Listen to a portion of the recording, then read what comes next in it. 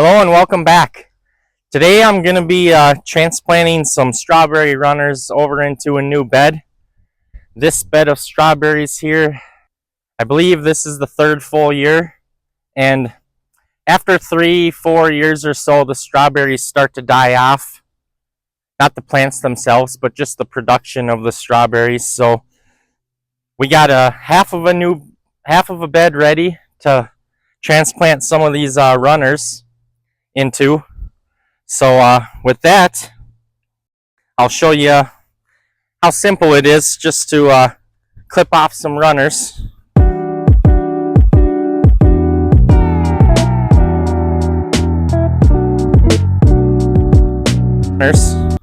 As you can see, they're all over the place.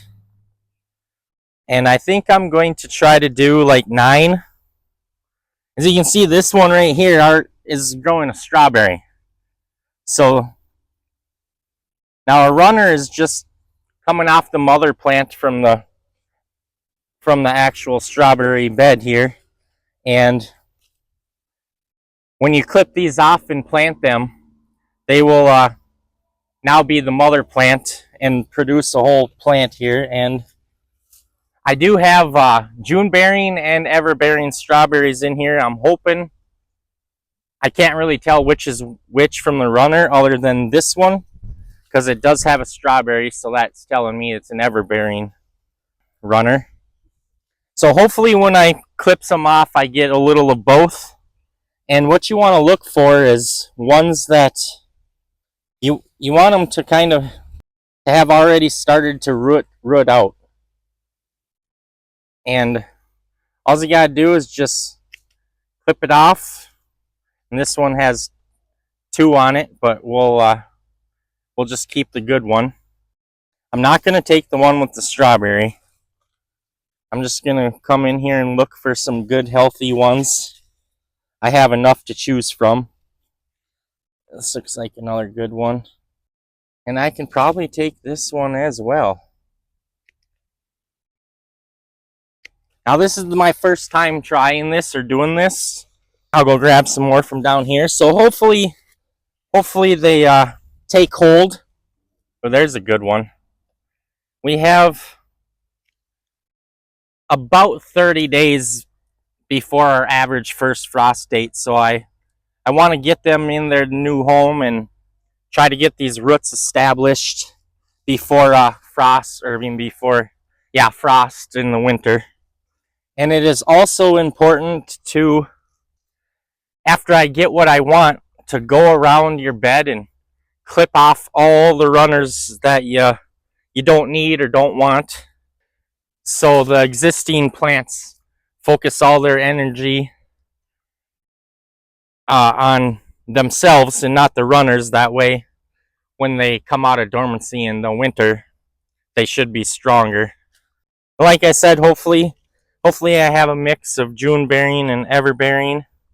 Looks like maybe one more will do the trick.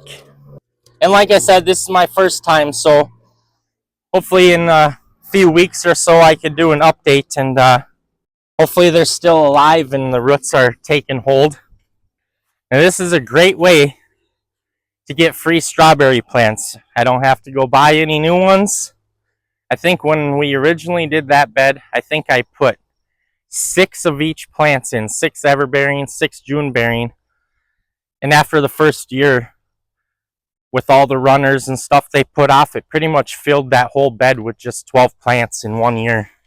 So now all I'm gonna do is, I did, like a week and a half ago, I came in, added some compost into this half bed and a little bit of all-purpose granulated fertilizer. This was our bean bed. The beans are done for the year. I left this side to let the beans dry out and save seeds from them. I will do more strawberries in that one. It'll probably have to be next year, because these beans are not close to drying out yet. So now when you plant them, you don't want to go too deep. You don't want to bury the crown. So you're basically almost just setting them in there.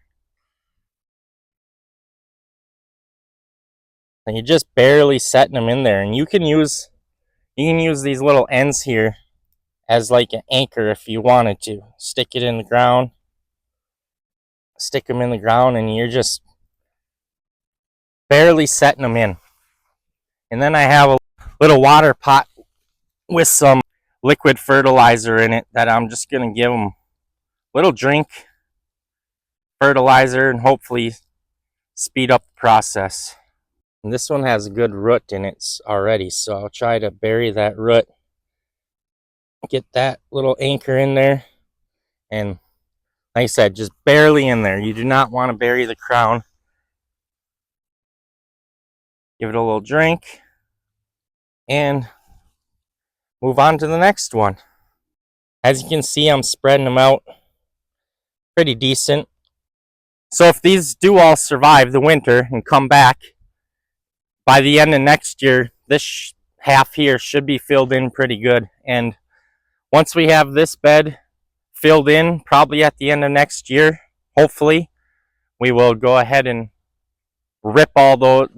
tear all those out in the other bed, and every 3 or 4 years, just keep doing the same thing. We'll come back when I have these all in, and we'll move on to the next thing. So I got 9 new plants that hopefully get established here before winter hits. So the other option, which I intended to do like about a month ago, is to just fill up a pot or a solo cup or whatever. Just come out here, plant them right into the pot, leave that attached. It can be a little tricky while it's attached, but just put it in a pot, let the roots and everything. I mean, like I said, it's a little tricky. You just got to find the right way to do it here. Set them in a pot, let the roots and everything get established in the pot.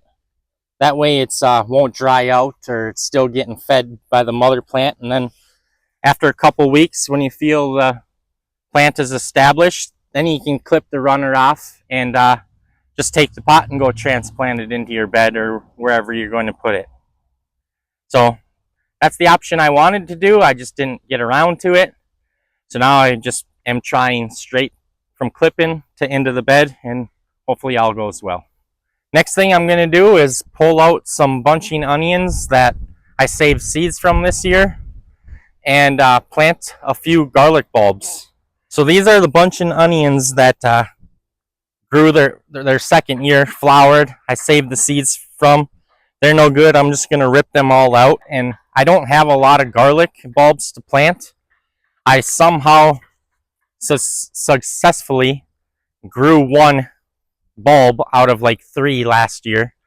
So now I'm going to take the bulbs from that 1 and try to, I think I got 8 bulbs from it. So I'm going to try to turn that 1 into 8 bulbs for next year. And you want to try to get your garlic in approximately 30-40 days before your frost. Right now we're August 30th, so I think we're only at like 29 days. But I'm just going to get this stuff pulled up. I'm going to amend the soil here and get it ready, and then we'll bring you back when I plant the bulbs. So I just got done adding a little compost and some granular fertilizer here to hopefully get the garlic off to a good start. And when they come out of dormancy in the spring, the fertilizer and compost will be broken down a little more, and hopefully I can get some garlic next year. So when you're planting the garlic, you want to put that in down, and you probably want to go about 4 inches. So I'm just going to push it down about 4 inches or so, and probably keep them about 4 inches apart. And now this is a hardneck garlic, which is there's a hard neck and a soft neck. Up here in the north, they say the hard neck does better. So that's what we're going to try. And hopefully, like I said, I will have at least 8 heads of garlic next year. And now this one was one that I pulled out that was supposed to be a head, but it doesn't have, it's just one bulb. I'm going to see if this one will grow into garlic head next year. So maybe we'll have 9. So then I'm just going to cover it up, and hopefully in the spring I see some garlic shoots popping up here. I will cover this with some hay or leaves or whatever, just to help them out over the winter. And with that, I think that's going to be the end of the video. I will have another video doing some more harvesting. As you can see, a lot of the onions have fell over from the last harvest video, so I will be pulling them up and planting radishes. That's about the only thing I have that I can plant. Maybe some leafy greens or something, with only about 28, 29, 30 days left before our expected first frost. So we'll come back when it's time to harvest some more things and plant some radishes. Until then, have a good day. Bye.